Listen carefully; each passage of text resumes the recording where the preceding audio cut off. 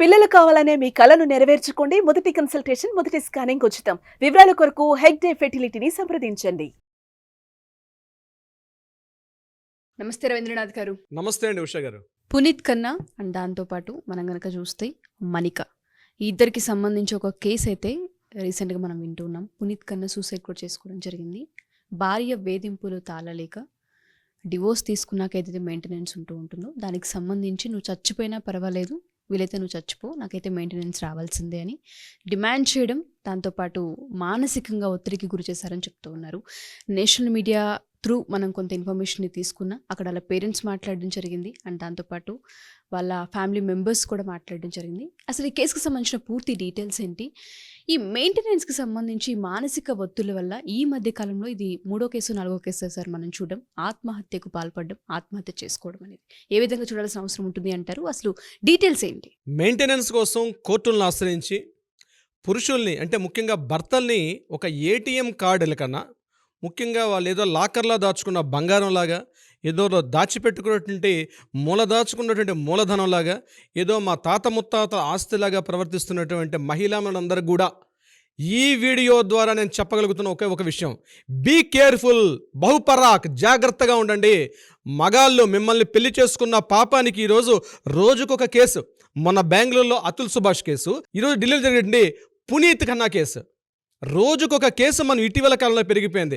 ఇప్పటికీ సుప్రీంకోర్టు సరైన గైడ్లైన్స్ ఇస్తున్నప్పుడే కూడా ఆ మార్గదర్శకాలు పట్టించుకోకుండా ఫ్యామిలీ కోర్టులో ఇష్టారాజ్యంగా చేస్తున్నటువంటి ఫ్యామిలీ కోర్టులో ఈ మెయింటెనెన్స్ అన్నటువంటి ఏదైతే ఈ మహమ్మారి వ్యాపించిందో ఇటీవల కాలంలో, కేవలం పెళ్లి చేసుకోవడం అంటే కేవలం అబ్బాయికి మాకు ఉద్యోగాలు కూడా అవసరం లేదు, పెళ్లి చేసుకొని పడేసుకుంటే జీవితాలు చాలు, ఒక 2 పిల్లల్ని కనిస్తే సరిపోతుంది, పిల్లల కనకపోయినా పర్వాలేదు, పెళ్లి చేసుకునే పాపానికి ఏదో ఒక కారణం చూపి ఆయన దగ్గర నుంచి విడిపోతే మమ్మల్ని జీవితాంతం పోషించే ఒక రకమైన ఒక గిఫ్ట్ వోచర్, జీవితాంతం పోషించే ఒక గిఫ్ట్ వోచర్ అన్నట్టుగా పెళ్లి తంతుని పూర్తిగా భ్రష్టు పట్టించేసినటువంటి ఆ పెళ్లి చేసిన పెద్దలు, ఆ పెళ్లి తాలూకా పిల్ల తాలూకా అమ్మాయి తాలూకా ఆ తల్లిదండ్రులు, ఆ పిల్ల తాలూకా మేనమామలు, ఆ అమ్మాయి యొక్క మనస్తత్వానికి ఈ వీడియో ద్వారా చెంపపెట్టు కావాలి. ఎందుకంటే ప్రతి కేసుల్లో ఉషగారు ఈరోజు హైకోర్టులో తీసుకున్న, ఫ్యామిలీ కోర్ట్స్లో మన హైదరాబాద్ తీసుకున్నాం, గ్రామీణ స్థాయి నుంచి పట్టణ స్థాయిలో సెషన్స్ కోర్టు, ప్రతి కోర్టుల్లో కూడా ఈ యొక్క మెయింటెనెన్స్ కేసులు అనేవి ఇటీవల కాలంలో ఎక్కువైపోయి మగవాళ్ళు ఈరోజు పెళ్లి చేసుకోవాలనుకుంటేనే భయకంపితులైపోతున్నారు. పెళ్ళంటే అమ్మో మాకు పెళ్ళి వద్దండి, అది లవ్ మ్యారేజా అరేంజ్ మ్యారేజా పక్కన పెడితే పెళ్ళంటేనే మాకు వద్దు బాబోయ్ పెళ్ళిళ్ళు అనే పరిస్థితికి వచ్చేసారు. ఆ స్థితికి తీసుకెళ్లారు. ఏం మీకు చేత కదా, మీరు చదువుకోలేదా, మీకు ఉద్యోగాలు లేవా, ఏం మీకు చేవలేదా, మీకు చేవ చచ్చిందా, మీకు మగాడి పెంచి పోషించాల్సిన ఆవశ్యకత ఉందా? ఇది 80లోనో 70లోనో ఈ సంస్కృతి ఉండేది. అవును, అప్పుడు మహిళల యొక్క విద్యార్థిక శాతం చాలా తక్కువ ఉండేది కాబట్టి దాని తగ్గట్టుగా వాళ్ళని ఎంకరేజ్ చేసే ఉద్దేశంతో కొన్ని చట్టాలు రూపకల్పన చేయడం జరిగింది. 80లోనో 70లోనో 60లో జరిగిన చట్టాలు. కానీ మహిళల యొక్క సంఖ్య, చదువుకునే సంఖ్య చాలా పెరిగింది. ఈరోజు ఈక్వల్గా మేము పురుషులతో ఈక్వల్గా ఉంటాం అనుకునేటప్పుడు ఎందుకు మగాళ్ళని సాధిస్తున్నారు, ఏ ఉద్దేశంతో సాధిస్తున్నారు? అందరినీ కించపరిచే ఉద్దేశం కాదు. నిజంగా మేము మా యొక్క మెయింటెనెన్స్ కావాలి, నిజంగా మాకు జీవన భృతి కావాలి, నిజంగా మేము చాలా వీక్గా ఉన్నాం, ఆర్థికంగా వీక్గా ఉన్నాం, మేము చదువులో వీక్గా ఉన్నాం, మేము అనుకున్నటువంటి ఈరోజు పెరుగుతున్నటువంటి ఖర్చులకు మేము నిజంగా తెచ్చుకోలేకపోతున్నాం అనుకున్న వాళ్ళకి సరే ఓకే, వాళ్ళని ఎగ్జామ్షన్ కేసు పెడదాం, ఒక 10%, ఒక 20% పెడదాం, మిగిలిన 70 to 80% పరిస్థితి ఏమిటి? ఈరోజు పరిస్థితి మగవాడు అనేవాడు కేవలం మిమ్మల్ని పెంచి పోషించడం కోసం పుట్టాడా? మాట్లాడితే మీరు ఈక్వాలిటీని మాట్లాడతారే, ఈక్వల్గా మాకు అన్ని సమాన అవకాశాలు కావాలని కోరుకుంటారే, మరి మీరు కూడా పెంచి పోషించాల్సిన అవసరం మగాడికి ఉంది. కొన్ని సందర్భాల చట్టాలు కూడా ఉన్నాయి. ఈరోజు చట్టాలను కూడా పక్కదోవ పెట్టి మీ సొంత దీనికి మీరు తల్లిదండ్రులు కూడా ఆ అమ్మాయిని ఒక ఇతివృత్తంలో ఒక చట్టంలో చేసి పెడుతున్నారు. మీకు కూడా కొడుకులు ఉంటే తెలుస్తుంది. రాత్రనగా పగలనగా కష్టపడుతుంటే ఈరోజు మగాడి యొక్క పరిస్థితి సంవత్సరంలో 12 నెలల్లో సుమారుగా 4 నెలల పాటు ఈ దరిద్రమైన చట్టాలు, ట్యాక్స్లు కట్టలేక చచ్చిపోతున్నాం.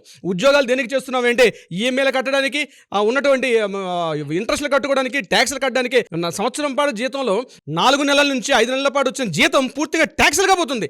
ఇన్కమ్ ట్యాక్స్ అంటారు, ప్రొఫెషనల్ ట్యాక్స్ అంటారు, ఆ ట్యాక్స్ అంటారు, ఈ ట్యాక్స్కి పోతే ఆ మిగిలిన కొద్ది మొత్తంలో కూడా ఈ మెయింటెనెన్స్ అని కేవలం హస్బెండ్ని, నేను ప్రేమించి పెళ్లి చేసుకున్న వాళ్ళైనా సరే, అరేంజ్ మ్యారేజ్ అయినా సరే, కేవలం మిమ్మల్ని మెయింటైన్ చేయడం కోసం మీరు పిల్లల్ని తీసుకుపోతారు. అటు పిల్లని దూరం చేస్తారు. మీకు రీసెంట్గా నా దగ్గరికి వచ్చిన ఒక కేసును చూపిస్తాను.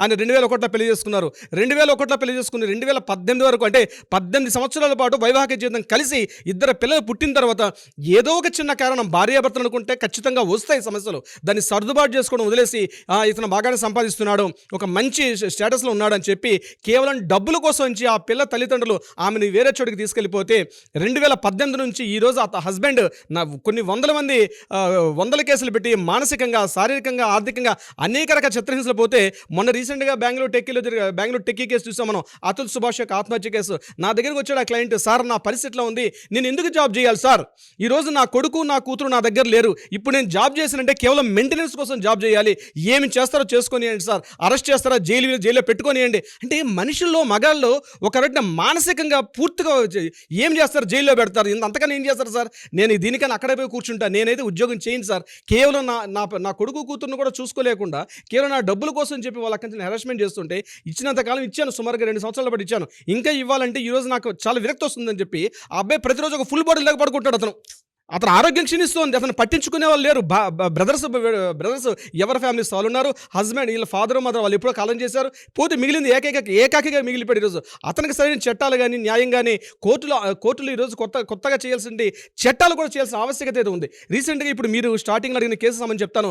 ఢిల్లీలో జరిగిన కేసు, ఇతను పునీత్ ఖన్నా గారి పరిస్థితి ఏంటి, ఆయనకు ఒక బేకరీ ఉంది, కళ్యాణ్ విహార్ ఏరియాలో ఒక మంచి బేకరీ ఉంది. ఈ బేకరీలో చక్కగా ప్రేమించి పెళ్లి చేసుకున్నాడు ఆయన. 2016లో మ్యారేజ్ అయింది. 2016 నుంచి 8 సంవత్సరాల పాటు మంచి జీవితాన్ని గడుపుకున్నారు. గడిచిన 2 సంవత్సరాల క్రితం నుంచి కొన్ని గొడవలు స్టార్ట్ అయ్యాయి. ఈ గొడవలు ఎక్కడ తీసుకుని తలస్థాయికి వెళ్ళి చివరికి ఆస్తుల్లో మాకు సగభాగం ఇస్తావా చస్తావా.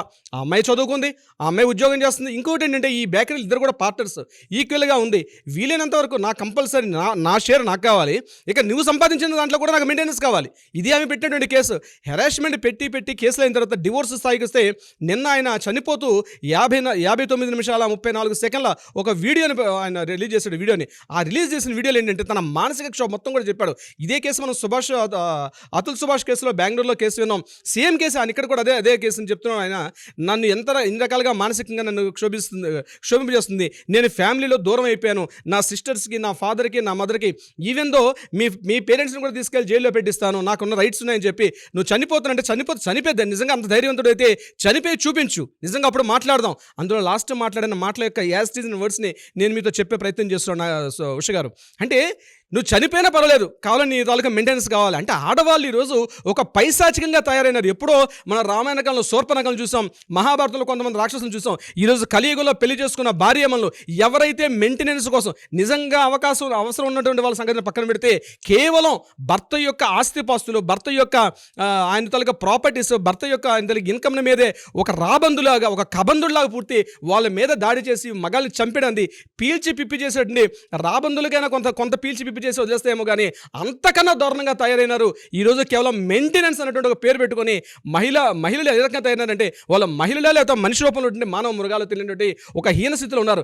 నిజంగా ఈ యొక్క వీడియో చంపపెట్టు కావాలి. ఇటువంటి ఆలోచన ఎవరికైనా నిజంగా న్యాయంగా అడగండి. మీకు నిజంగా ఇన్కమ్ ఇబ్బంది, మీకు బతకాలి అనుకునేటప్పుడు కొంత సపోర్ట్ చేస్తాడు. మీరు చదువుకున్న వారైతే వేరే ఉద్యోగం మరొకటి ట్రై చేయండి. అంతేగాని పెళ్లి చేసుకున్న పాపానికి ఆయన పీల్చి పిప్పి చేసి రక్త మాంసాలు పూర్తిగా మూర్తిగా చంపేసేయాల్సిన పరిస్థితి మీకు హక్కు ఎవరు ఇచ్చారు? అది అర్థం చేసుకోవాల్సిన పరిస్థితి ప్రతి ఒక్క మహిళా మన చేతిలో ఉంటుంది. ముఖ్యంగా ఎవరైతే డివోర్స్కి, మెయింటెనెన్స్కి ఎవరైతే వెళ్ళాలనుకుంటున్నారో ఒకసారి ఆలోచించుకోండి. మీకు సపోర్ట్ కావాలి. పెళ్లి చేసుకున్న పాపాన్ని కొద్దిగా సపోర్ట్ చేస్తాడు. మరలా మీ కాళ్ళ మీద మీరు నిలబడి ఆయన్ని పీల్చి పిప్పి చేయకుండా మీరు వద్దనుకునేటప్పుడు, ఆ మనిషి వద్దనుకునేటప్పుడు ఆయన పక్కన పెట్టేసేయండి. మనిషి వద్దు, కానీ ఆయన మనీ మాత్రం మీకు కావాలా? ఇదే న్యాయం అండి. ఇది మీరు చదువుకోలేదా? మీరు అక్షరశూన్యులా, నిరక్షరాస్యులా? మీరు ఏమన్నాను చదువుకోండి, మీ కళని ఎదగండి. పిల్లల విషయం అంటారా? పిల్లల విషయంలో ఖచ్చితంగా ఇద్దరికి చిరో భాగస్వామి ఉంటుంది. పిల్లలు ఒకరైనా ఇద్దరైనా ఇద్దరిని చూసుకోవాల్సిన బాధ్యత, ఒకరిని చూసుకోవాల్సిన బాధ్యత తల్లిదండ్రులు ఇద్దరు కూడా చిరో భాగస్వామి ఉంటుంది. ఇద్దరు కలిసి పెంచి పోషించండి, వాళ్ళని అనాథం చేయకండి. తండ్రి లేని లోటును వాళ్ళని చేసే ప్రయత్నం చేయొద్దు. దయచేసి ప్లీజ్ మహిళామల్లు బీ కేర్ఫుల్. సార్ మీరన్నట్టుగానే ఈ కేసుకు సంబంధించి కనుక మనం చూస్తే మరి మనికాకి ఏదైతే ఆయన 50 నిమిషాలకు నిడివి ఉన్న ఒక వీడియోను కూడా ఆయన రిలీజ్ చేయడం జరిగింది ఆత్మహత్య చేసుకునే ముందు. ఈ పరిస్థితుల కారణంగా నేను వాళ్ళు చనిపోతూ ఉన్నాను, నువ్వు చచ్చిపోయినా పర్వాలేదు, నాకు మెయింటెనెన్స్ రావాల్సింది, ఆ పదాలు కూడా ఆయన వాడారు కాబట్టి అడుగుతున్నాను. ఈ అమ్మాయి విషయానికి సంబంధించి ఎఫ్ఐఆర్ ఏమైనా ఫైల్ చేసే అవకాశం ఉంటుంది అంటారా? చాలా మంది బయట ఆడవాళ్ళు ఈ విధంగానే హస్బెండ్స్ని ఓన్లీ మెయింటెనెన్స్ కోసమని హింసించి వాళ్ళు ఆత్మహత్యలు చేసుకునే వరకు, లేదంటే మానసిక క్షోభకు గురయ్యే వరకు తీసుకొస్తున్నారు. కొన్ని కేసులు మనం చూస్తాం కాబట్టి అడుగుతున్నాను. ఏ విధంగా ఎఫ్ఐఆర్ చేసే అవకాశం ఉంటుంది అంటారు? వీళ్ళకి ఎటువంటి శిక్షలు పడే అవకాశం ఉంటుంది అంటారు? ప్రధానంగా దీనికి సంబంధించి ఇప్పటివరకు ఈ క్షణం మనం వీడియో చేస్తున్న సమయానికి ఎఫ్ఐఆర్ కాలేదని మనకున్నటువంటి విశ్వసనీయ సమాచారం ఇన్ఫర్మేషన్ జరుగుతుంది మీడియా ద్వారా. అయితే ఇప్పటిదాకా జరగలేదు. ఆ వీడియో ఫుటేజ్ అంతా కూడా పోలీసుల యొక్క ఆధ్వర్యంలో ఉంది. ఇంకొకటి కేసు ఆల్రెడీ పోలీస్ స్టేషన్ మన కోర్టు పరిధిలో ఉంది. దీనికి సంబంధించిన కేసు అంతా కూడా. అయితే ఇంకా డివోర్స్ కాలేదు. దీనికి సంబంధించిన మెయింటెనెన్స్ మీద, ఆస్తుల మీద ఇద్దరి మధ్య వాగ్వాదం నడుస్తుంది. ఇక్కడ గుర్తుపెట్టుకోవాల్సింది కోర్టులు, చట్టాలు ఎంతవరకు అంటే ఉన్నటువంటి వాద్యాన్ని ఏదైతే వివాదం ఉందో ఆ వివాదాన్ని పరిష్కరించే దిశలో ఉంటాయి. కానీ మానసికంగా జరుగుతున్న అలజడిని ఏ కోర్టులు పరిష్కరిస్తాయి? ఉష గారు, మానసికంగా అతను ఈరోజు మనం ఏదైతే అనుకుంటున్నామో పునీత్ ఖన్నా గారు అతను పడినటువంటి మానసిక వేదన, దానికి ఏ కోర్టులు సమాధానం చెప్తాయి? మానసిక వేదనకు సంబంధించిన కోర్టులు ఎక్కడా లేదండి, బహుశా ఉండవు కూడా. దానికి ఒక మానవీయ కోణంలో చూసుకోవాల్సిన అర్థం అయితే ఉంటుంది. కోర్టుకి వెళ్తాం, సమస్య వచ్చింది, సమస్యకి ఇద్దరు తేల్చుకోలేకపోతున్నాం కాబట్టి కోర్టు పరిధిలోకి వెళ్ళి దాన్ని ఎలా డిసైడ్ చేసుకోవాలని చెప్పడం కోర్టు ఒక దిశానిర్దేశం చేస్తుంది. ఇలా ఉండండి అని చెప్తుంది. ఏ కోర్టులు కూడా మీరు చనిపోమని చెప్పి, లేకపోతే అంటే దాన్ని ప్రతీకాత్మకంగా తీసుకోమని చెప్పి ఏ కోర్టు కూడా చెప్పవు. సమస్య వచ్చింది, సమస్య ఇలా చేస్తే బాగుంటుందని చెప్పి ఒక సూచన మాత్రమే చేస్తుంది కోర్టు. ఒకవేళ ఆ సూచనలు అంగీకరించకపోతే దానికి తగ్గ శిక్షలు మాత్రమే ఉంటాయి. దిస్ ఇస్ ద కోర్టు యొక్క పరిధి. అంతకుమించి ఒక హ్యూమానిటీ వాల్యూస్, ఎందుకు పెళ్లి చేసుకున్నాం, ఎందుకు బతుకుతున్నాం, మనం మనుషులో ఉన్నటువంటి విషయాలు తెలుసుకోవాల్సిన అవసరం ఎవరైతే ముఖ్యంగా ఈ మెయింటెనెన్స్లో, ఈ విడాకులకు సంబంధించిన వెళ్తారో, తప్పులు జరగడం సహజం, దాన్ని సరిదిద్దుకోవడం మనిషి యొక్క నైజం, అంతేనండి. సో మీరు అన్నట్టుగానే ఈ కేసుకు సంబంధించి పునీత్ ఖన్నా గారి ఆత్మకు శాంతి కలగాలని కోరుకుందాం, ఆయనకు న్యాయం జరగాలని ఆశిద్దాం సార్. ఈ కేసుకు సంబంధించి ఎఫ్ఐఆర్ అయితే ఇంకా జరగలేదు కాబట్టి ఫర్దర్గా ఎలా ముందుకు తీసుకెళ్తారు, కోర్టు ఎటువంటి అంటే వాగ్వాదాన్ని ఇచ్చే అవకాశం ఉంటుందన్నది డీటెయిల్స్ నెక్స్ట్ వీడియోలో మనం కూడా తెలుసుకొని చేద్దాం. Thank you so much. Thank you so much Usha గారు.